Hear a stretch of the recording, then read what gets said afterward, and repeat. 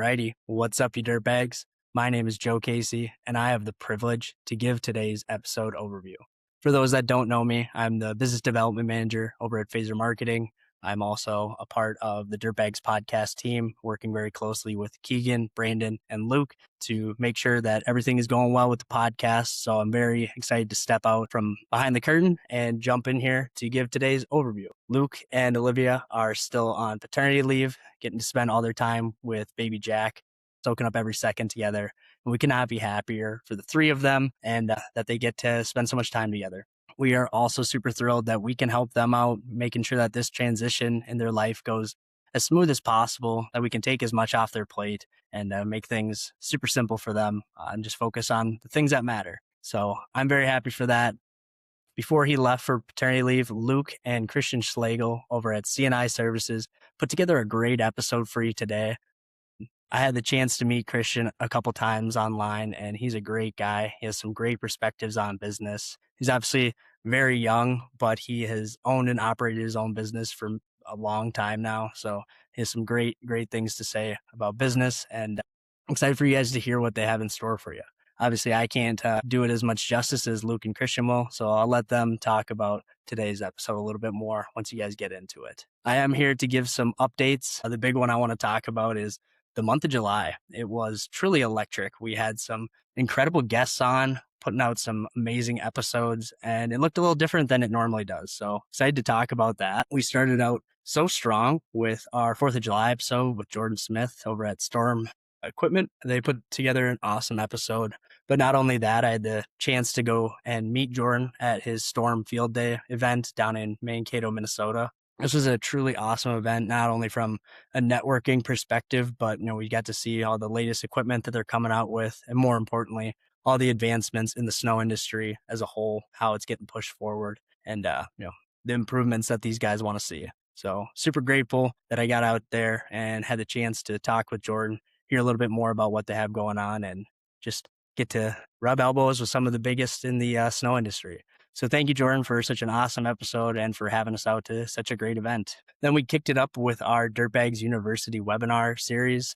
Brad from Teach Me Dirt was our presenter doing his Estimating 201, which went even deeper than his Estimating 101 episode. Luke and I were co-hosting there, but the whole show was stolen by Brad, honestly. He really leveled up with his estimating opportunities. He walked us through the full estimating process from a takeoff all the way to the job completion. So that one was truly awesome. The questions we had in there and all the information being shared. So thank you, Brad, for such a great episode.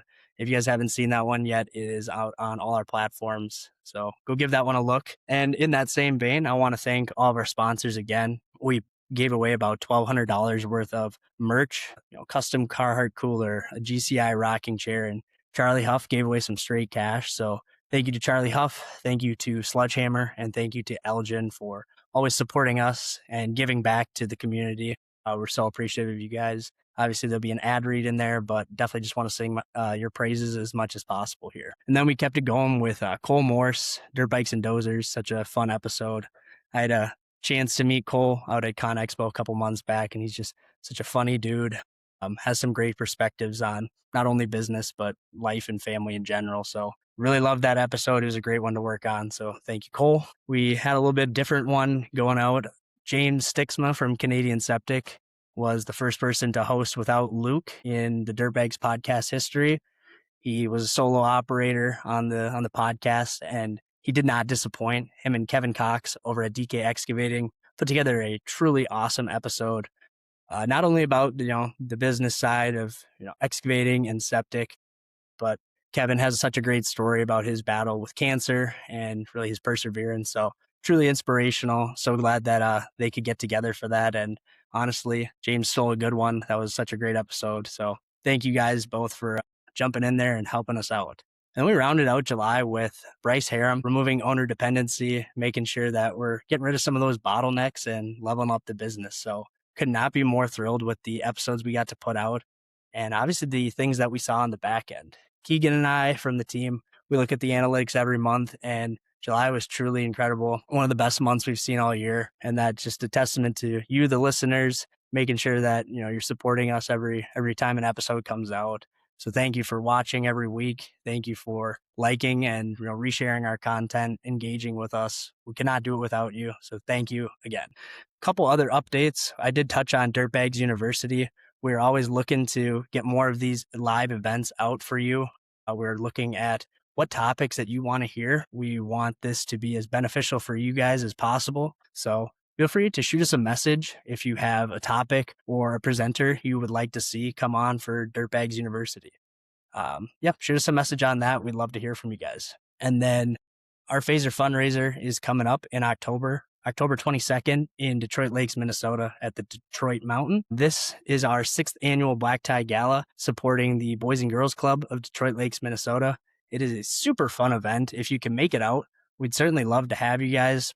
It's just a great night to support and get together, showcase all the great things that the Boys and Girls Club of Detroit Lakes is doing for the kids in their community. So we love giving back, and we would love to see as many of you out there as possible. If you're looking at potentially being a sponsor, we'd love to hear from you. We have 3 different tier levels, a bronze, a gold, and a diamond level. All of them get some special merch, some special event access. So if you're interested in that, shoot us a message. We'd love to have you as a sponsor, and thank you in advance for all your support for the event. And then finally, to wrap this up and get into the episode, like I said, I'm the business development manager here at Phaser.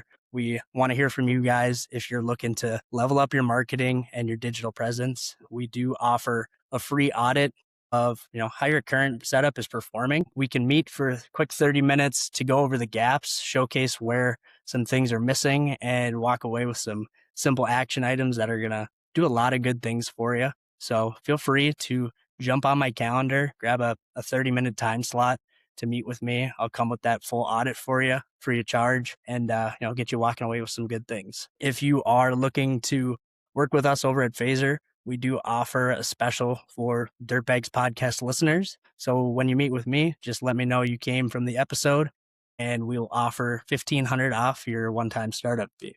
So feel free to jump on my calendar. Looking forward to talking with you guys. And without further ado, episode 130 with Christian Schloegel, building a tiered career path for your employees. Let's go.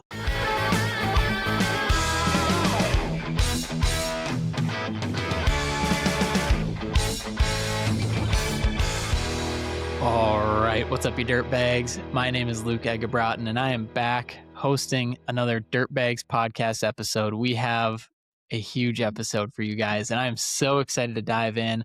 I actually met, I don't want to spoil it, but I've met this guest that we're going to have on before. We were at the Leanscaper event together. Unbelievable guy, and we've followed each other now for many years in business, and super excited to finally get him on the Dirtbags podcast so we can dive in for all you guys listening into his story and how he's doing this. And really just one of the thought-provoking things we're going to probably dive into here is like how he ran his business being 2 hours away and while in school. So all that being said, I got to bring in the man himself into the Dirtbag studio, Mr. Christian Schloegel from C+I Services. How we doing, brother? Hey, Luke, thanks so much for having me on. I really appreciate it, and doing really well. I'm honored to be on here. Maybe one of your last guests before you're expecting a new one. So we Yeah. will. It's exciting, right? Big shoes to fill. Yeah. Heck yeah, man. We're fired up to have you on. And like I said there too, it's you and I have known each other for a while now, and it's been really cool to see your growth and like be a part of it and watch it. And just I'm really excited to dive in. I enjoy unpacking businesses and seeing like how did we get here, because it usually isn't a straight line up and to the right. And Yeah. so Christian, for all of our listeners here, let's start with maybe a little lay of the land. Like, what is your company size right now? What do you guys do? What type of equipment do you have in there? Let's get a little bit of detail on the current company that you're running. Yeah. So my company, C&I Services, I started 13 years ago in fifth grade, starting cutting grass for customers, providing all sorts of seasonal services as we grew and they requested additional services. Kind of like many in this industry, we kind of fall into one thing and then continue to grow into other aspects of the business or similar, side tangents, such as we also do snow removal. Snow removal was actually my original like love. I love winter snow removal. Are you Um, doing commercial or residential or a mix of both, or what's the we breakdown? do both. We do both. I would say we're heavier in commercial, but we still do 80 or 100 driveways as well. So we do have a reasonable residential footprint. Um, but yeah, so been growing throughout the years throughout school. So middle school, high school, college. As you may know, Luke, I went to community college 2 years, and then for 2 years I was away at Purdue University, which is about 2 hours south and in the Eastern time zone. So it's a different time zone than Central, where I live and my business is based. So throughout school, continue to have a business, but not only maintain but grow significantly in continued healthy growth trajectory of Mm. over 30% a year. So that was a big win, um, because a lot of younger entrepreneurs who go to school either will stall, let their businesses fall to the side, or not a priority, which is totally fine. But for me, my priority was my Yeah. business. So that's kind of a little bit of a history. And then as for equipment, we have 7 trucks now. Most are relatively new Ford vehicles, dump truck, smaller dump trucks from 450s up to F600s, and those are great for us for snow removal, for landscaping. As for Yeah. services, we are pretty evenly split maintenance and install, so like enhancement and design build. So we're getting a lot more into design build this year since I've hired a landscape designer, and we do a lot of, I would say, upper end, higher end maintenance. So basically pretty full service for all of our customers, and that's pretty residentially focused, because in Yeah. our area that's where our ideal customers are high end residential customers for landscape maintenance. Yeah, and you're on the west side of the suburban area, I believe, in Chicago. And talk to me a little bit about your crews. Like, do you run in crews? How many? And how does that work? Hmm. Is it separate for maintenance and install, or how are you Yeah, doing that? yeah. So I've 5 crews total. 3 are maintenance, and then one is an enhancement crew, and then one is a design build crew. So the enhancement crews are more planting and miscellaneous landscape and enhancements, and then design build. Think of following a design or a plan. So it could be larger plantings, but a lot of it is hardscape, and we're starting to get into the outdoor living areas. So starting to get into um, larger hardscape, pergolas, kitchens, working with other trades on water features, all that. So that's an exciting area of growth for us. We've been starting last year, and then we're continuing this year with some. We've already sold some really nice jobs, so we're excited to get those in the ground. Awesome. And for our listeners too, go give Christian a follow. He's got, and we're going to touch on this too, but at C&I Services LLC, it looks like Candi Yep. Services. That's how I always read it when I see it. But on Instagram, and Christian, I did want to touch on this for a little bit here, and we'll dive in deeper later probably. But 38.5 thousand followers, I mean, has that amassed just over the years? Did you see a really big uptick a certain year? Or how did you begin this journey of really social media and showing what you're doing and then helping teach others? Yeah. So I mean, it's been I've probably been on Instagram for between 9 and 11 years, so it's been Yeah. quite a while, and I definitely would say our social media growth is pretty slow, like the first year or two, like it is for most. But throughout uh, the rest of the time, I've always done stuff differently. Whether that was running a business without a driver's license, or without a trailer because my route was so dense, or using equipment that was newer and faster, so therefore controversial because it wasn't being done the way it always had been done, right? So just having something a little bit unique, being younger, always having just something different than what is mainstream for our industry was what differentiated me and drew interest to my profile. So that's kind of it's definitely not been uh it's kind of been a like a bell curve, Yeah. but it's been slow but steady at the same time. It's not like an overnight thing. It's been a long time coming, and I was fortunate to get in really early to where now it's a bit different. Like with Yeah. everybody's an influencer, right? So there's different niches now within our own industry, which is interesting. Yeah. And one of the things I think is fascinating that we can unpack a little bit here on the podcast is the interesting thing about having a platform, you could say, or a brand or people following you and people listening is there's opportunities for partnerships, maybe with your vendors, maybe with other softwares, or just different opportunities and doors that might open. I know you're very involved. Maybe I'll let you name a few of them if you feel cool with that. And like, how did you start to get involved with some of these partnerships? And was it tools you're already using, or how does that work? Yeah, so every partnership that I've had, or at least my most significant ones, are tools and equipment that we're already using, and that's important because it's something that we believe in. So, like, if you post something to your audience that you don't believe in and you don't use, you can they can see through it right away, lose your Yeah. trust, right, with your audience that you've built for the last 10 years. So it's just not worth it to make a little bit of money to post something that you don't care about, or you don't use. So, yeah, for example, we have strong partnerships right now with Bobcat, Toro, SnowX. They're very strong partners of ours with equipment that we use. So we make content on them on social media for them on social media, depending on the season. And then also for like technology, uh, LMN, we've been a partner with them for about a year and a half. And most recently, Leanscaper, we're now an Yep. affiliate partner with them. And it's kind of like the easiest thing in the world because I already love the products that I would say the exact same thing if I wasn't a partner with them, and I Right. was. I mean, when we were at Leanscaper, I was telling you probably about how great it's been for our company, how much more clarity that we've been able to get as a result of using Leanscaper and adopting the Leanscaper operating system. And the same thing holds true now, 9 months later, 10 months later, and now I'm an affiliate. It hasn't Yep. changed. So that's very important and key. And you can tell with people who are just in it for making a quick buck, or people who actually care about creating a real audience.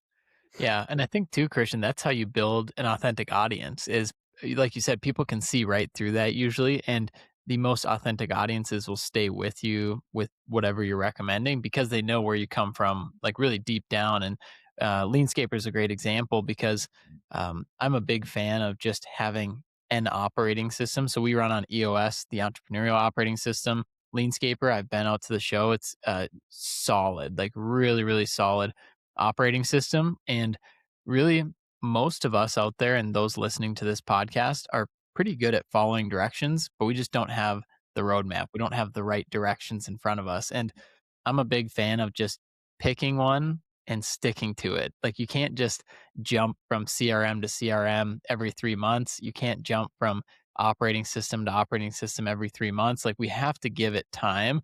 And as you've shown there, Christian, like probably a part of it is the learn, do, teach methodology of first I need to learn what this whole process is, then I'm going to do it. And then once I feel confident we're seeing success, then I can help teach others and then feel confident recommending it. Totally. And I used Jobber for probably 6, maybe 7 years, and it worked really well for us. And we stood the course with it until we felt that we outgrew it. So when we Mhm. switched to LMN, it was just a fit thing at our point, like when our company grew. So I agree with you. It's very important to like your last 1,000 days will tell you a lot about where you are right now, right? So it's not like an overnight thing. It's following a plan, sticking to it relentlessly, and um, I think as Andy Frisella calls it, it's like aggressive patience, something like that. Yeah. Yeah. Yeah, we just had Jordan Smith from Storm Equipment on the podcast. It was our 4th of July special, and we talked about that a ton of you are the product of your last 1,000 days, and it is so true, and especially like in his case specifically, but you take a look at anyone's growth pattern maybe or even decline, and you take a look at the last 1,000 days, and it's just usually it's in the details in those days, but in the first year it's kind of hard to see, but over the next 1,000 days, you can definitely see that trajectory. Totally. Oh, absolutely. And so you talked about starting your business in 5th grade, and I think it's I wouldn't say it's common, but it's not abnormal in the lawn care industry to start early. But now you've certainly progressed like through the years. Talk to me a little bit about like you've been in this for 13 years and you're so young, and what have been some of the difficult years? Like, what have you run into that have been difficult, that have put a stop to what you're doing? Or has there been anything? Maybe it's been all smooth sailing the whole way, but talk to me a little bit about some of the challenges you faced in business over the last 13 years. Yeah, I would say from like 2023 and to early 2024 was really challenging time for me because there's let me start with this. There's pain lines in every season of business. So that's whether that's once a year or every 2 years, or it's whatever stages you are in the growth of your business. And the pain lines, I think, get exponentially harder each time you level up, in your whatever your growth or maturity of your business. But in 2023, 2024, around there, I had a significant pain line, I would say, because I was losing like passion. Like, your passion only takes you so far. Hmm. Um, but I didn't have, I guess, the vision, and I wasn't taking care of myself. I wasn't Yep. sleeping enough. I wasn't eating right. I wasn't working out. I wasn't, spending enough time on training and education. So that was just a pain line that I'm sure most of us entrepreneurs go through, and even entrepreneurs within a company. Hmm. And that was just something that I had to work through. And once I had a clear vision and I started, when I started doing 75 hard, it really helped me understand that I'm not alone, that this is just part of the process. And it really helped me understand, put things into perspective when I started focusing on myself, because for so long I just ran my body into the ground and I thought I was being productive. Mm. But I started focusing on really, uh, exercising, eating right, educating, reading books, and it changed everything in my view. So now I feel like no matter what challenges happen on any day, it's just different than it used to be, because I know it's just part of the journey. Yeah, that gallon of water too. Can't forget about that. That is a that's a big Gallon of one. But water. Christian, so you're going through 75 hard, and let's park on that a little bit. I know we've talked about it a few times on the show. Most people listening probably know what it is, but give me the overview of what 75 hard is, if you don't mind, and then also give me some of the best takeaways you've had, and like some of the best results you've had from doing 75 hard. Yeah, so if you're not familiar, 75 hard is a mental toughness challenge that is essentially two workouts a day. One has to be outside, both are 45 minutes. Drink a gallon of water a day, read 10 pages of a book a day, take a progress photo every day. And is there something else I'm missing? Diet. Diet, right? Pick a diet and then no alcohol. Hmm. So that's what 75 hard is. But for me, my biggest takeaways were, there's many things, because when I was doing the 75 hard activities, I was getting myself into better shape. So I got a personal trainer after a couple months. I started focusing on, the diet, help cut out a lot of, types of food that I didn't want to be eating anymore. And I was very strict to it. But I was educating myself on, when I did my outdoor workout, I did, zone two cardio walks, and I was listening to podcasts about, personal development as an entrepreneur, and getting that information was priceless for me to be able to really focus on building myself and understanding how to operate at a high level, because it's different when you're at an industry event Hmm. compared to when you're talking to like another entrepreneur, right? Because if you're able to learn from an entrepreneur in different industry, it's kind of all the same principles. You're just operating in different industry. So I learned a lot from Andy Frisella's podcast, from Dan Martell's podcast, and I appreciate that book recommendation, because reading Buy Back Your Time was one of the most influential. It's the second most influential book I've ever had, and I actually had the chance to meet Dan Martell a week and a half ago, at the Okay. Oh my Lanescaper gosh. event. So it was Let's just crazy. Dude, that's I definitely want to dive into that. And one thing you might have missed it, but yeah, read 10 pages every single day. And anytime, if you miss any one of these facets in 75 hard, you have to start over. And so, Yeah. uh, Christian, I know you reached out when you were doing it, and you said any good book recommendations, and Buy Back Your Time is one of them. And it's funny like how often we mention it on the show, but there's a reason. And so if anyone hasn't read it, go read it. It's one of the greatest books I've ever read as an entrepreneur. And you mentioned, so you got to meet him at Leanscaper.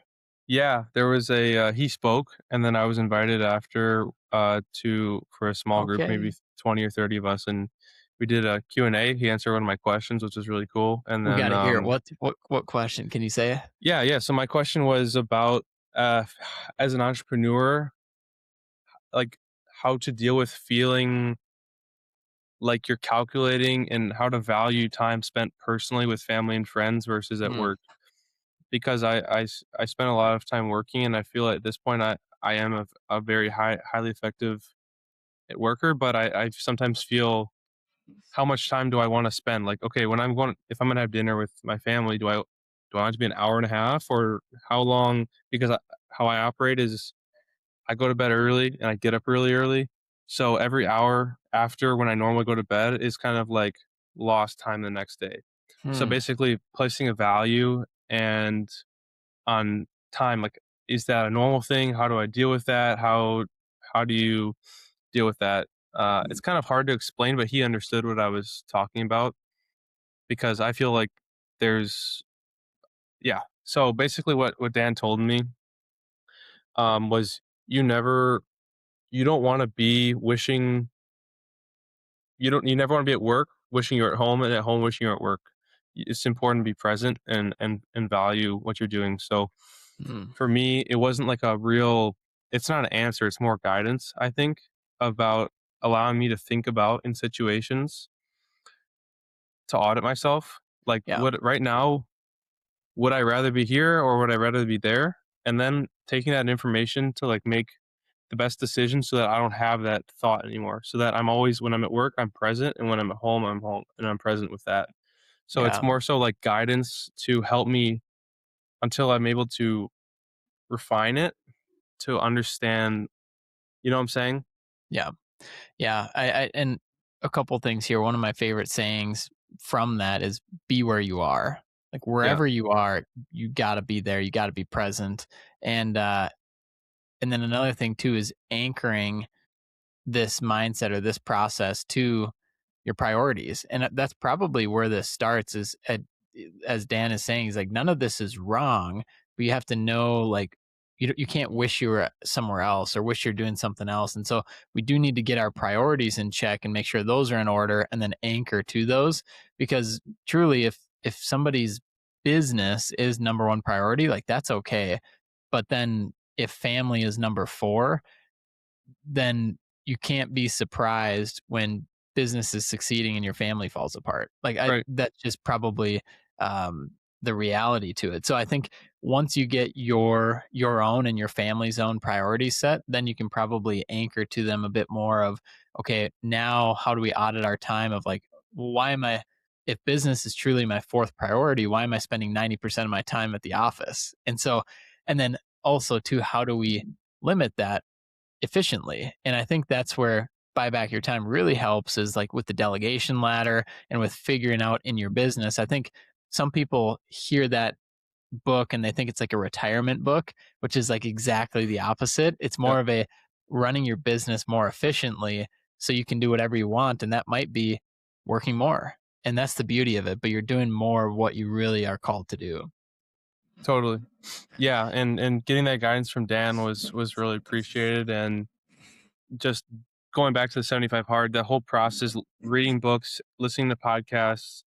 I did a lot of the books I read, other ones I read were, Relentless, by Tim Grover, David Goggins' book, I think it's Can't Hurt Me, Mhm.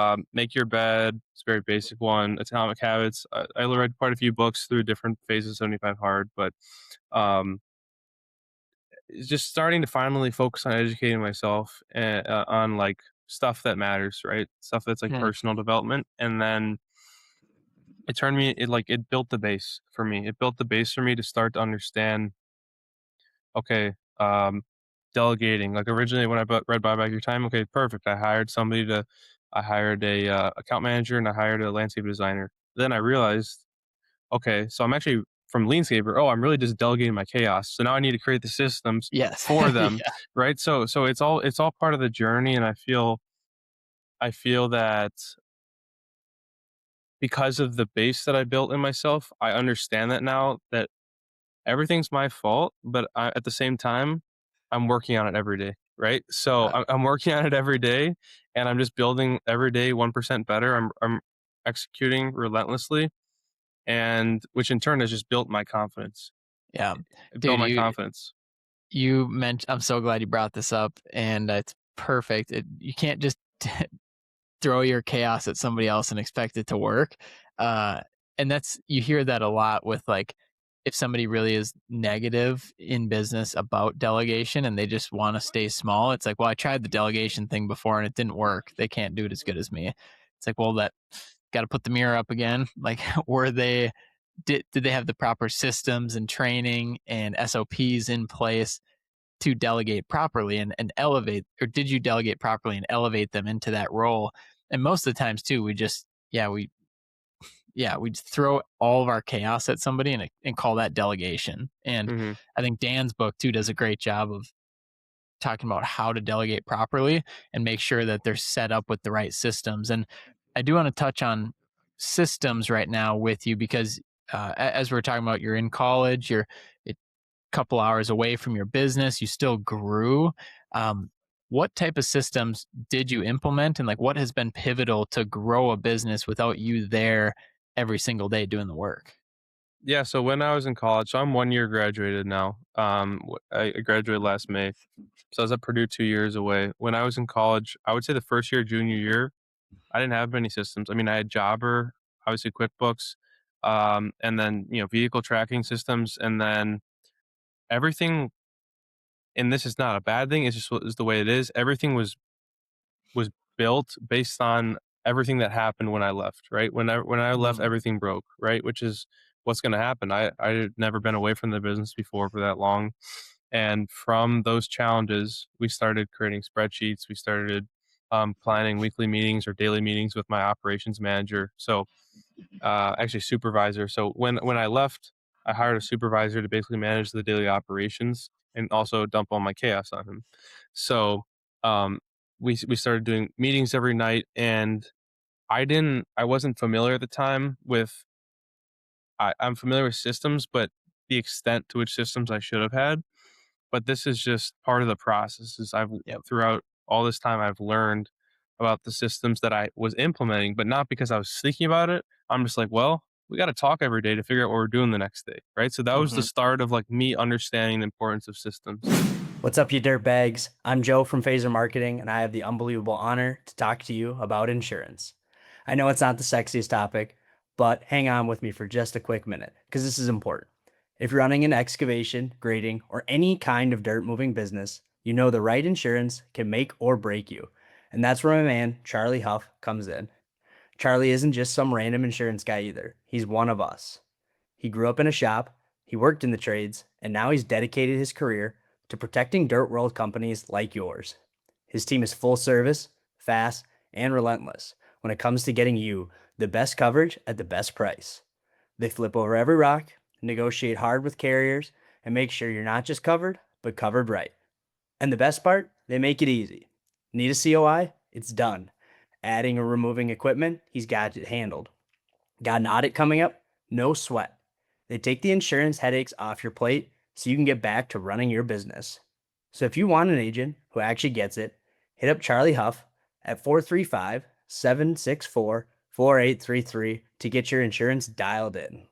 And then when I got LMN, I'm like, okay, well, now I can really see how many hours we actually spent on that job exactly last year and make sure I don't lose on it again this year. Or it was really just the foundation at it when I switched to LMN between my junior and senior year. It was the foundation to the business itself of having a real solid system because I was definitely overusing the prior like software. It was exceeding its capabilities for the revenue we were at.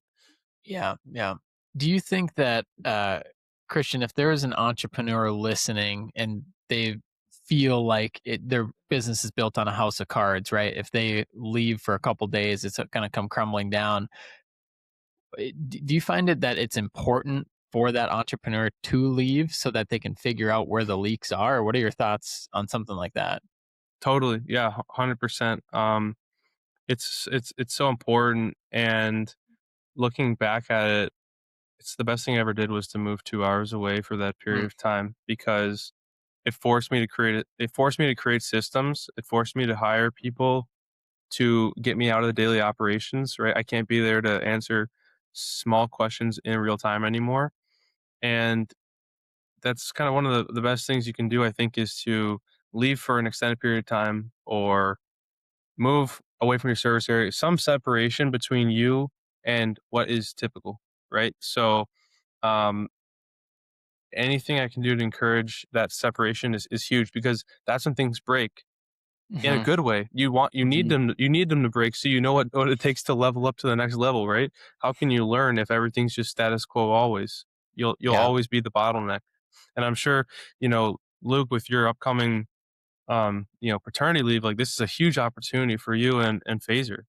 Yeah, absolutely, man. And it's just if everything's going well, you're not putting enough pressure on the business. Like if Totally. nothing's going wrong, and so you have to put pressure on to break things to then find the leak and fix it to get to that next level of scale. And yeah, man, I love this conversation because last year, as a lot of you guys listening know, my wife and I went overseas for 2 months, and I left the business, the podcast, and everything, and did it in a way where we would grow and like our business continued to grow, but it didn't start last year. It started in 2021. Like I left for 3 days in 2021.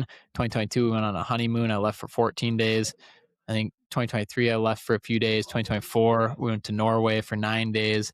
2025 we went on this 8-week trip. But there's so much communication and organization needed and systems built. But then also too, your leaders, it might feel like they're leading right now, but until you're out of there and you can't answer your phone and they have to make a decision, that's when true leadership shines. Because I think we coddle our team a bit too much. And this is probably just a lot of people listening too.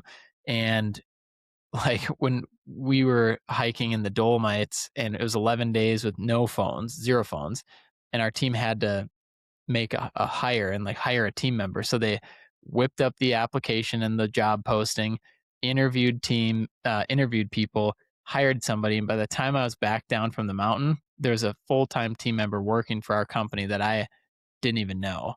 And that doesn't happen when I'm in the office because they run things through me, which is good.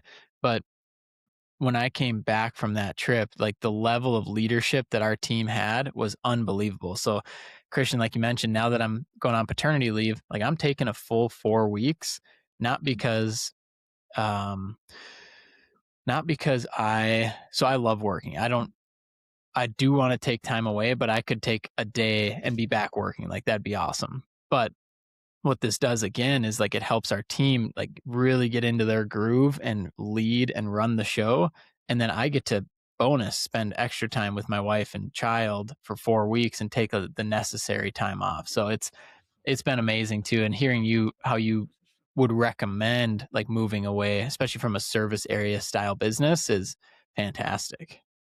Totally. Yeah, I think it's a great opportunity, and anytime you have a chance to do that, I think your approach is really interesting, and it's kind of inspirational for me to think about, okay, like what's the next level I can do this year and then next year to continue to increase the time I'm away and see what breaks, because every year it's your hopefully if you're growing, your business is way different than the prior year. So new things are going to break. There's gonna be new challenges and new learning opportunities. Yeah. A lot of times too, we think selfishly of like, oh, I can grow so much as an entrepreneur if I go leave on this trip. But like, don't count out your team. Like your team is going to grow so much more when you're gone and borderline not need you back. But then when you come back, you're going to have a clear, full tank of rocket fuel ready to go. And you're not going to adopt all these little tasks you were doing before. You can focus truly on usually the vision and the forward strategy of your company. Totally. And now that I have hired a couple extra team members here in the office for sales, and I'm not part of the daily sales anymore, I'm more of a coach. Hmm. What I've been doing all year is coaching our new team members in the office, the landscape designer, the account manager, supervisor, because I promoted somebody to operations manager. Basically, I'm basically building out these um, SOPs and documentation every day for based on what breaks. So that's kind of my full time role now. Is I don't know, chief systems officer.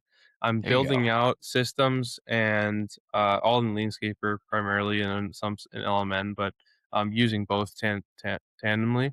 But I'm creating systems and workflows and the way things are done and the standards every day based on what's breaking. So it's a really interesting place to be, and I feel really fortunate because it's a good time to to do it when I'm out of school. I have 80 hours a week to work on this, and in the era of AI with all these great tools. Okay, so glad you brought that up because that is what I really want to hit on next here. Christian, and I already know this, but for our listeners, like you are a big proponent of AI, and it's not like AI is out digging a hole for you, right? And AI in the business sense of in your office and in your systems and operations. But how have you implemented AI into your daily operations? And talk a little bit more of the tools you use and what it's really helped you do. Yeah, so the main tools we use are Leanscaper AI and Claude, and also I just started using WhisperFlow, which is just a Oh, total yeah, game yeah, changer. so I awesome. I wish you put me on, dude. Yeah, I just started right. using it like 3 weeks ago, and it's like the best thing. But, Yeah, yeah, so I mean, WhisperFlow, if you don't know, is a speech to text with AI cleanup. So whether you're doing notes, emailing, texts, whatever, WhisperFlow, you basically it's speech to text. So, I mean, I'm getting done emails and messages and notes and even prompting AI like 3 times faster than when I used to type. So, the death of yeah. typing. I and I don't want to interrupt you here, but I am horrible with typing, and so I would always dictate or speech to text or any of that, just so I don't have to text or type. And so WhisperFlow has been awesome as well. And then I'm also an avid Claude user. That's my guy. Yeah, Claude's amazing, and, I used to use ChatGPT, but Claude's I find it's a lot better. Yeah. But yeah, WhisperFlow is great. It's so much better than traditional, speech to text dictation. It's so much more accurate with the Hmm. words it puts down, and it learns, right? It learns based on the words you regularly use, like phasers, you know, maybe it would interpret that in different words, right? But Yeah. when you teach it, it uses it correctly. Well, yeah. So as for where most of our daily AI use is in Landscaper AI. So we we use huddles, which is basically our team gets out their phone and talks to their phone 3 times a day. They do a crew huddle in whatever language they prefer. Most of them are in Spanish, and um, at least 3 times a day. And it goes in any takeaways, any action items go onto lean boards, which are basically Kanban boards for action items based on the team member. So all of our team members in the office have lean boards. We have a shop board for like equipment maintenance and things that need to be done. We have a continuous improvement board.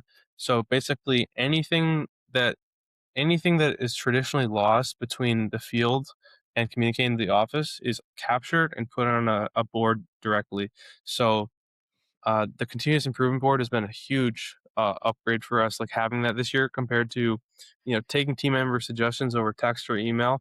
It's just easier now because there's no language barrier. They can say it in their native language, and it goes automatically to our board where the operations team or the sales team or whoever reviews the board and enacts it. And the same thing is we have another customer board, so any sales upsell opportunities or that our field team identifies on the site, the Leanscaper AI will automatically pull that out and put it on the customer board. So if a bush needs to be replaced, the drainage solution, mulch needs to be done, whatever, it's all automatically done. So it's been an absolute game changer for us. And we're empowering our crews and teams to be more critical thinkers and essentially um, like their own leaders, right? We're trying to Yeah. get them to be more independent from us.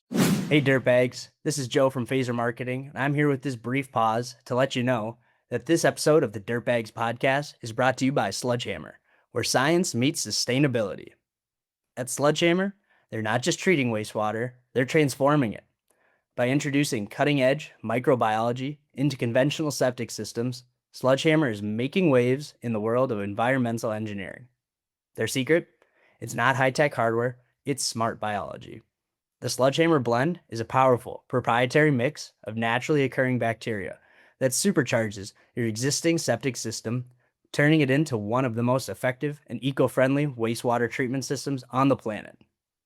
SludgeHammer systems are NSF 40 certified for single-family engineered designs and rigorously tested to the IMPO IGC 180 2003 standard for both proactive and rejuvenation applications. They're also listed under the Uniform Plumbing Code, giving you confidence in quality, safety, and compliance. It's clean, it's efficient, and best of all, it's sustainable. No chemicals, no overhauls, just a smarter way to protect our water and preserve our planet. To learn more about how SludgeHammer is reinventing wastewater treatment for a greener future, check them out at sludgehammer.net and check them out on Instagram at SludgeHammer Group Ltd, where you can learn more about their installer network partnership program. And check out AK Industries and HydroAction for their trifecta of all your needs for wastewater solutions. So that they're thinking for themselves, but also with the help of AI, training them in the way that they think through the systems.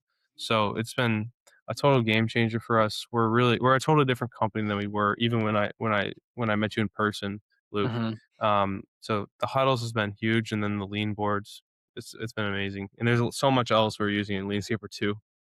Yeah, it's what I think is so maybe difficult for companies right now is how to adopt it with the rest of the team. And you mentioned this, which I thought was fascinating. It's you really need to become a thought leader, but everyone becomes a thought leader now with these tools at our fingertips. And um, there are levels to it for sure, like where we can build out agents and especially when it comes to estimating and the back office and billing and communicating emails, notes, all of this. And it's my opinion that in the near future, there's companies like yours where most people on your team will be managers of agents. And so it's kind of like everyone becomes a manager. And but that there's a different mindset shift there. Before everyone was the technician, then there were managers, then there was the ownership. But now the technicians, I think, will morph into more of a manager level. And then obviously we'll still have the labor work to be done. But in terms of documenting it and the questions that are being asked and answered, I think that'll be done in a totally different way. Absolutely. It will help reduce extra unneeded middle management Hmm. between the field and the office, and will allow us to pay our employees much better and much more livable wages over the next few years as we fully implement the Leanscaper system, which is something we're very passionate about, because currently what we're able to pay is based on what, it's a fair wage, but it's not enough to thrive on, in my opinion. Yeah. But you can't do anything about it. This is just the business and the markets it's in. But by being a lean company that is continuously improving and cutting out any unneeded middle managers, we'll be able to pay our crew members and our crew managers higher wages Mhm. that are respected, similar to how the trades are. Hmm. Do you feel like there are other trades that, I guess maybe to what you're saying there, are there other trades that are paid much, much better and that's where you're trying to elevate the industry to, or what are your thoughts on that? Exactly. So that's something we're doing right now. We created a whole career pathway program within CNI Services that starts as an apprenticeship, Hmm. apprenticeship all the way up to a senior crew manager, and then after that would be in management.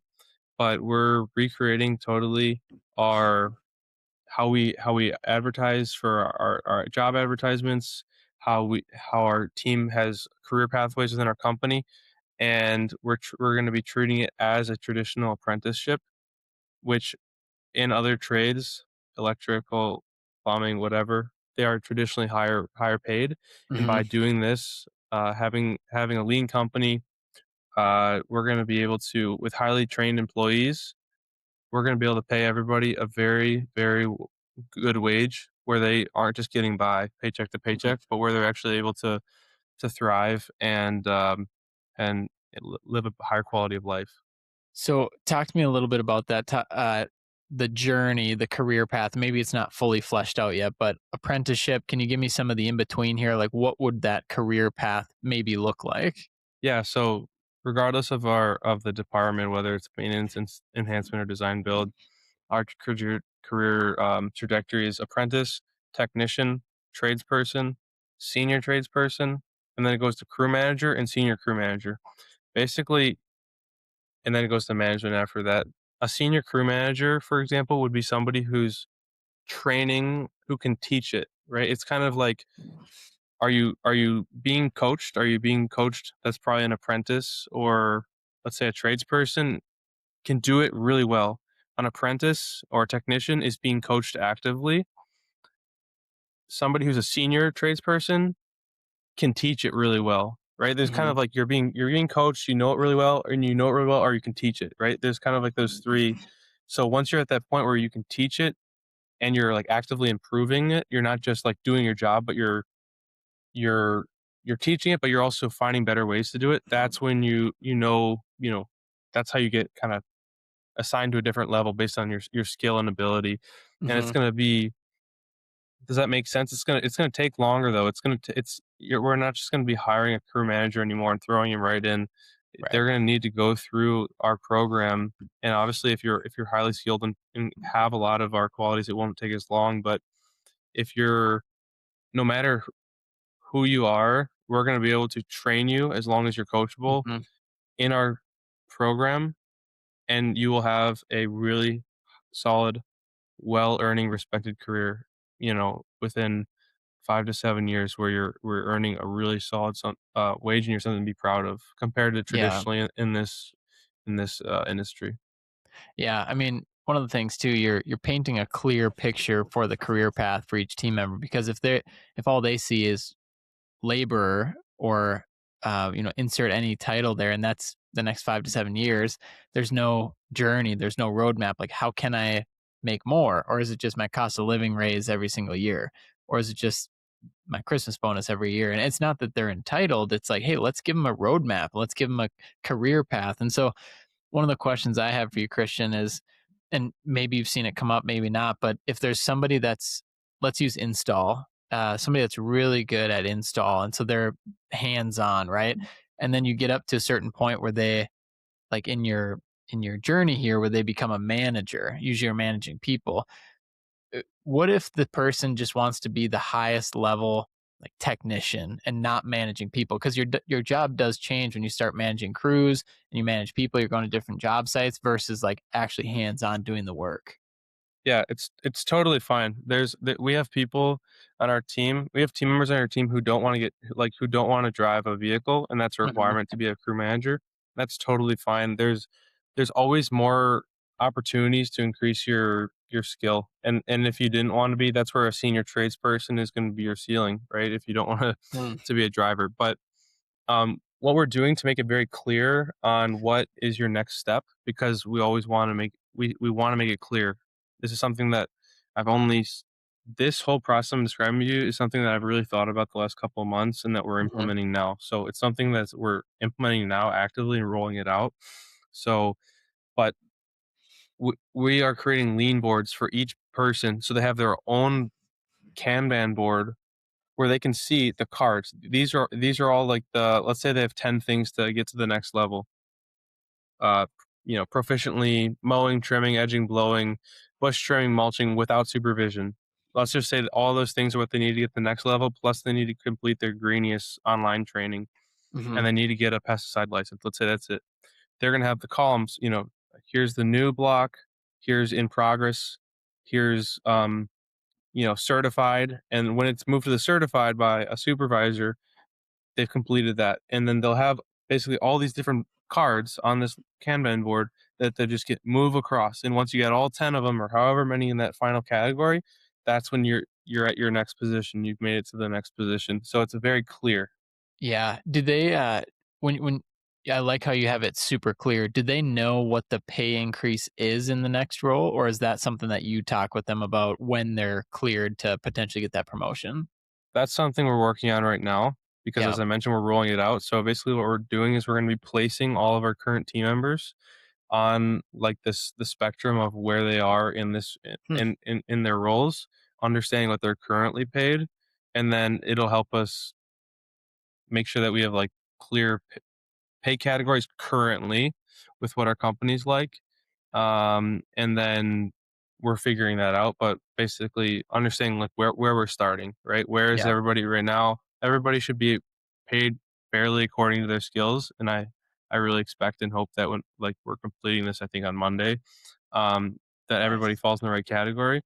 But that's that's the goal, is that basically they understand what the next role is, and the pay increase would be, accordingly. Regardless, they would get their like cost of living increase every year. Yeah. But the goal is that we want to make sure that we're paying extra based on skill and merit, not how Mhm. it feels. Yeah, this is such a great conversation because we're going through the same thing right now as well. And I think it's necessary, especially because usually I would just eyeball it. I'd be like, yeah, they're due for a raise and give them a raise. And yeah, this person's due for a raise. And then now we have 32 full time employees. And I'm like, well, should probably have a little bit more of a structure and a system. But also, it's to be fair to the team members. And they're like, just asking, like, what's the earning potential in this role? And I'm like, here's what I think it is, but like, how can we show them that? And then so, very similar to what you're doing, Christian, is we've divided up like each division into a roadmap. So like for us, client success, we'd have client success 1, 2, 3, 4, senior client success, and then a client success manager. And the cool thing is you keep growing, then you get to once you have 2 or 3 client success managers, then you have a director of client success, and you just get to keep that growing. But the exciting thing is like you're talking about with these Kanban boards, is what is the trigger that gets them to that next promotion? Because it's from the business owner, from your perspective, it's like, hey, if we can see these certifications hit and these deliverables, absolutely, you're going to the next role here. And then for them, they can see that clearly as well. So it's almost gamified, where it's here's what you need to do, let's go get it done, and it's exciting. But then there's that career path too, where they're not just at the top getting their cost of living every single year. Totally. And going back to your question regarding if somebody doesn't want to advance to like the next level, right? Let's say you're a tradesperson or senior tradesperson, and are really rock solid at all the very, most important maintenance skills. You could be that position and still have opportunities to add like fine gardening experience, right? Let's say Mhm. like a specific dormant pruning, which is a very particular thing for somebody who has to have an eye attention to detail, or rose pruning, or turf and weed ID for you know being able to not just treat but diagnose diseases right in the lawns or in plants. There's always more education opportunities and opportunities for somebody to level up, regardless of if they don't want to take on that next level of responsibility.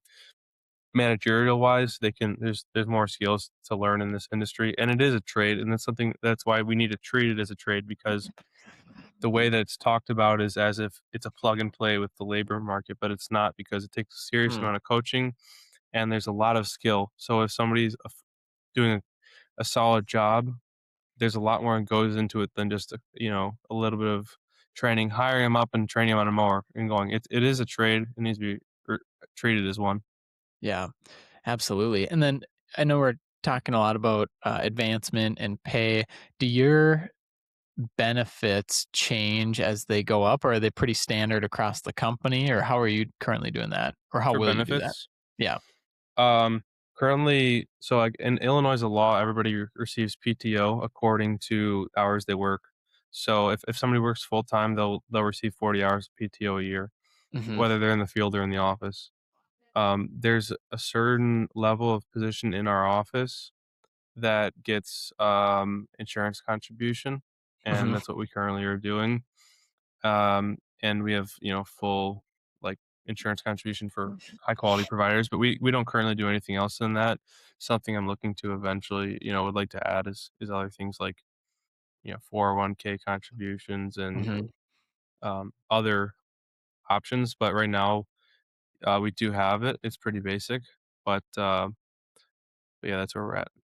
Yeah, the nice thing about having these levels and starting to roll this out is you'll be able to see, like, as they hit a certain level, you can start to activate new benefits. And that's how you, as the business owner, can control your costs. So you're not putting yourself in the red, but also offer that to team members as they continue to grow throughout the company. Maybe it's a company truck, company gas, like whatever that looks like too. We do coffee shop stipend. We have a Sweaty Pursuits fitness stipend for our team members, 401k, like all this kind of stuff. And then one option too is for anyone listening is we couldn't do the group health insurance. And so because we have team members in other states, but we have an HRA plan. It's a health reimbursement account, which I actually find it to love that even more. So basically, any of our team members that are over 26 can sign up for this, and I just reimburse them up to $500 for their premiums, but we have nothing to do with the insurance. So they can pick whatever insurance they want through this portal called Take Command. And then Take Command verifies their insurance, make sure it's clear. And then our payroll through Gusto verifies it and then sends them their reimbursement. So to me, I'm just giving them extra cash, but it's essentially an insurance benefit. But yeah, for anyone listening to that, that's been a great one. Take Command. It's an HRA that we set up. Hey, dirtbags. It's Joe from Phaser Marketing, and I'm here to tell you this episode of Dirtbags Podcast is brought to you by Eljen, a pioneer in on-site wastewater treatment and a company built on purpose. For over 4 decades now, Eljen's been leading the charge in innovative, reliable, and engineer-friendly septic solutions. Their signature GSF system is NSF 40 certified, ASTM tested, and designed to thrive in even the most unpredictable soil conditions. With its multi-stage filtration process, smaller footprint, and lower maintenance, it's become the trusted go-to for contractors who want performance they can count on. But what really makes Eljen stand out is their heart. They've made it a priority to hire and support U.S. veterans, helping them transition from the military to meaningful careers in the trades. It's not just about systems, it's about service. Whether you're a contractor, an engineer, or a supplier looking to elevate your installs, Eljen brings you innovation, integrity, and impact all in one system. Learn more about Eljen at eljen.com and give them a follow on Instagram at Eljen Corporation to see install tips, product updates, and how they're giving back to those who served. Christian, this is awesome. So, but I have to ask about this too because you, as you mentioned, you've been in business 13 years. You've built up like a unique network locally, but also probably globally. But we'll say maybe within the country.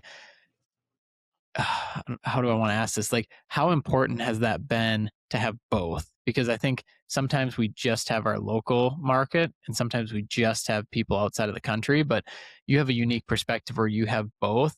How has that helped you grow your company and then also all the other things you're doing as well? It's been so important, and it's a good point to bring up because it's something that I've thought about more as I've been getting out into these other events, through Leanscaper, but also through my social media platform. Since I was younger, I've developed regional and nationwide, even up into Canada, strong network. So it's been very beneficial because if I have any question in this business, somebody I know who I have a good relationship with has gone through it. Yeah. I can guarantee you that. So it's been absolutely pivotal. And whether it's a local question about who to use for a gas or plumber, or best way to install or treat something locally, or a question, a very specific business growth or scaling question from somebody I need, somebody maybe who's outside of my local network. It's been absolutely so important, Hmm. and it really gives you comfort knowing that if you have anything that you can't solve yourself, you have somebody in your network to give you that help because it's Yeah. there. And it just takes time. And that's something that is like something built with sweat equity over time. And obviously, I have a lot of amazing friends around the country and in the North America. Um, but I don't have the largest company for being in 13 years. Obviously, I started pretty young, but I have a solid network because something Mm. that my dad taught me very young was the importance of networking and going to networking events. So that's that I do have a very strong, mature network, and I can't more emphasize the importance of that and getting out of your comfort zone. And if you go to let's say an event every year, every time you walk in that room, it should be a bit smaller and you should know more people, Mhm. just by having those random conversations. Whenever I tell somebody I see at a new event, they say how, we just chat, be like, hey, go sit with somebody else, go meet somebody new. Like, you can talk to me anytime. Go Mhm. sit with a random stranger and get to know them, right? And I'm sure you have similar experiences, especially because your business is online. It's probably so important to make those connections. Yeah, yeah, man. We I think we have 116 clients, and we don't have a single client in the state of Arizona where I've lived for 6 years. So Wow. it's like, yeah, just the importance of being out there and being online. But man, that's what I love so much about like podcasting and doing this because as you heard earlier in the show, like we always reference our guests Instagram or LinkedIn or Facebook or whatever. It's like, hey, go follow Christian at C+I Services LLC.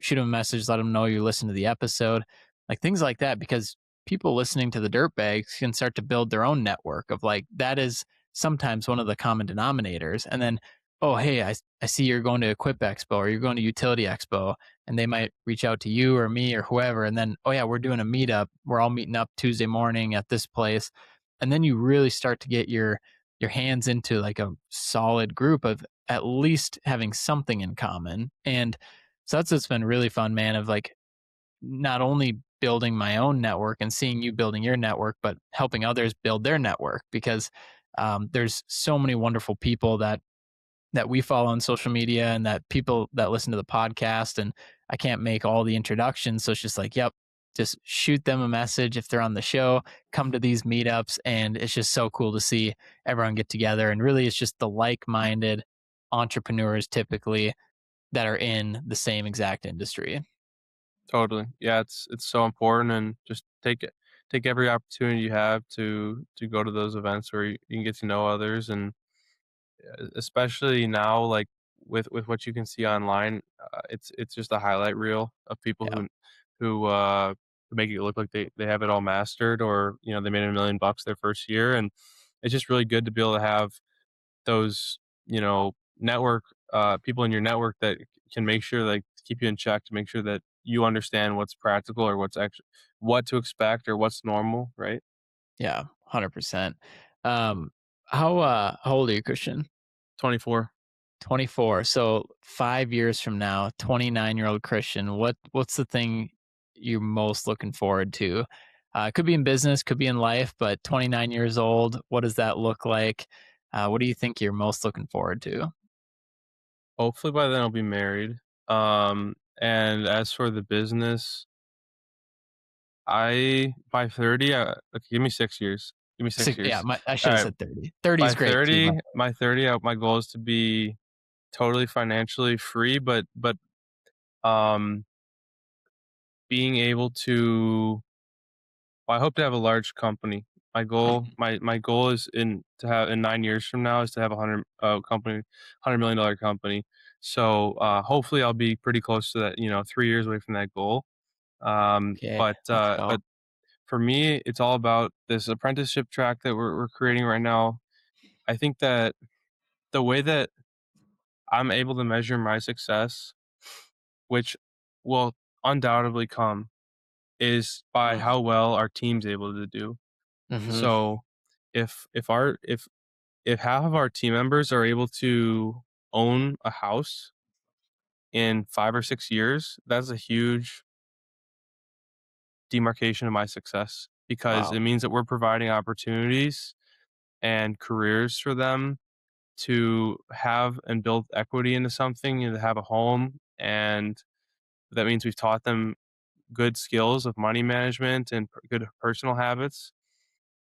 And that's something that I've really enjoyed doing the last couple of years as I've hired more staff, is coaching personally and obviously for our work. But I think that how we're able to train, develop, and grow our team is going to be the most important thing, because I Yeah. know that all of my huge, big goals will come as long as I execute on a daily basis. Man, that's exciting. We're gonna look back at this episode 9 years from now and just be like, "Wow, we did it." Absolutely. I'll pick you up on 100,000,000. the private jet. Yeah. Hey, I'll hold you to that. I'm down. No, man, That's so great. I love goal setting. I love looking into the future. We set a lot of giving goals too. And I heard that too of you just saying, half your team being able to own homes. And I get fired up about that stuff, like taking care of your people. And so much of what we talked about in this episode does that, and it doesn't happen all at once. It's not like you just give them a $200,000 check because they did great. It's like, no, here's the progression, and business has to be healthy for everyone to be healthy, and we all need to take care of this properly. But it's incremental. It's a step at a time, and it's been so cool to see your overnight success over the last 13 years. And and it's incredible. Just one step at a time, and business is never over when we hit a magic number either. And that's the fun part. It's when you cross 1 million, it's like, all right, we still got problems to solve, still got people we get to take care of, and still have value to add to the marketplace. And that's why we just don't stop. And that's the exciting thing too. And so it's just really cool to hear your goals anchored in your team and the development of them, and that talent pool, and then just the journey that they're going to go on and you're going to go on. So man, that's incredible. I got one more, and then I definitely got to wrap up. But you were talking about, this is actually just a total side tangent. So you're talking, you do half and half between commercial and residential snow. Curious on that is, do you prefer one or the other, or is it just kind of happened where it's like some of your summer and spring clients also, is it more of a year-round contract, or how does that work? Yeah, I prefer I would say I prefer commercial, but Mhm. it's important that we do residential so we can service our residential clients, Yep. for landscape and maintenance. It's also a really great way to get your foot in the door to somebody's Right. maintenance. So if we have neighbors of our clients we'll take on, because it's the easiest foot in the door to get their full service maintenance or projects possible. I mean, it's a lead that you're being paid to get.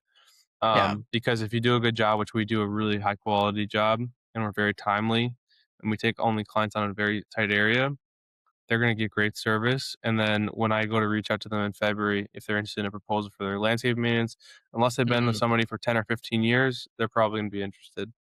Gotcha. And they're already pre-vetted. They already know we do a great job, and we're not the cheapest. So they understand that because they were on our snow, and they are much higher likely to have us do, their maintenance. So it's kind of a double-edged sword, but it's important that we do that. And as for commercial, if you do it right, it's hard to lose because you can have a good um, structure between seasonal Mhm. and per occurrence, and then also tiered, which tiered is like usually a lower end seasonal. Let's say up to, in our area, it's up to 30 inches, and then every 5 inches after it could be a set amount. Instead of going T and M, it's more so like tiers. So if you do it right, it's hard to lose. And the great thing about us being 50/50, or actually we're probably a little bit more heavier commercial, maybe 60/40, is that the cash flow is strong because we Yeah. have the residentials. We take some prepays, but then we also do, bill after events or a couple events in net 7. And then, we have our own commercial clients, which could be net 14, billed every 2 weeks. And Mhm. then we have some clients that are through property managers that might be 30 or 45, or if we're subbed on something. So by doing all of that, we're able to maintain reasonable cash flow, because if you get a big storm in December and you're only, commercial with property managers, you're not going to make anything until February. Right. So you gotta, still make ends meet until then, cover your bills. So it's a good structure, I find. Yeah, man, I love that structure, and it's not easy by any means, of course, and it takes, because your mindset is split between residential and commercial, but then also the word that comes to my head is diversification. Of, a lot of times you're being paid up front for some of these residential contracts. Some are net 14, net 30, end of season, but also there's diversification in your commercial with the contracts, with seasonal per push, and you mentioned the tiers as well. So it's kind of like the accounts receivable mindset of like, it's good to have some accounts receivable, but you don't want too much. And so you want some money up front. You want to be paid for everything. But it is nice to have a little bit to go get to float you, especially with your cash flow in the winter. So I think diversifying is a great thing to do, but it's just, as you know, it's tough to build up to that. And sometimes it might be easier to focus only on commercial or only on residential. But what you've brought up makes so much sense when it comes to the client work come springtime. Totally, totally. And I really appreciate you having me on here, but I want to add one more thing that like has been top of mind and something that I've learned built the last 2 years Dude, let's hear it. is It's a bonus. so I've started to like learn more about how confidence is built, and uh, I think that it's a recipe of if you're and also stress, right? I don't think I stress because I execute every day at the highest level that I can. So I never leave wishing like, when I'm home, I don't sleep in bed thinking, "Oh, I have this much to do," because I gave it all. I gave everything I had, right? Like, what else could I do? I mean, I worked out and I worked for 12 hours and I read, right? So I don't stress, but I think that building confidence for me is something I've built a lot more of in the last 2.5 years since I started my Hmm. whole personal, excellence journey. I would say in mental toughness is a combination of executing at the highest level and having strong faith. Because if you have those two, what more can you do? Like Dude. you trust in God's plan, right? Like, so if you're controlling everything you can control, and you're not trying to control things you can't control and have full faith in Him, then what more can you be, asked for? Yeah. Dude, I appreciate you bringing that up and saying that. And it's obviously it's no secret to everyone listening. Like I'm a Christian and that's my number one priority. And yeah, man, it helps, especially with what you're saying, it helps anchor it to something so much more important. And that's where this is all coming from is your faith. Totally, 100%. And that's something that I've built last couple years, and yeah, it's been a journey for sure. I uh, I was actually I was actually in a helicopter crash this past winter. Dude, Yeah. we got a couple more minutes here. What helicopter crash? What? So I was on a skiing trip in Canada, and our helicopter crashed, and we fell like probably 20 or 30 feet out of the sky. We flipped over like on the side instantly, and it was instantly on fire. And there were 7 or 8 of probably 9 or 10 of us in there, and we all got out by God's grace, and we were all fine. Nobody died, but we were only probably 30, you know, 20 or 30 seconds away from dying or being seriously injured based on the fire that was raging because it it was a serious accident. But what it taught me a lot of stuff because we all made it out fine, and all the guys who were in there helped each other out like you wouldn't believe. Like a bunch of entrepreneurs figuring out a problem when they had 20, 30 seconds to get out of a burning helicopter before it was completely engulfed. But after the accident, how each person handled it was very interesting to observe. I haven't lost a night of sleep over it. I haven't had any sort of challenge with it. I haven't had any sort of challenge with this accident, and I'm grateful for the opportunity. And that's because of my faith of it's the lesson that I learned is the importance of not trying to control things you can't control. Hmm. I I never said those words before. Like I don't have time to control things that I are out of my control. That's how I viewed it before. But now I understand that it's a greater power, right? It's God who you can't there's things in life that you just have to let God take care of, and it's just interesting because I could tell that people who weren't as strong in their faith or faithful had a lot harder time getting over the accident after it. It's a godlike thing. Like, how could that happen, right? How could you fall out of the sky? The helicopter instantly is burning, and nobody dies. Yeah. Man, it wasn't your time.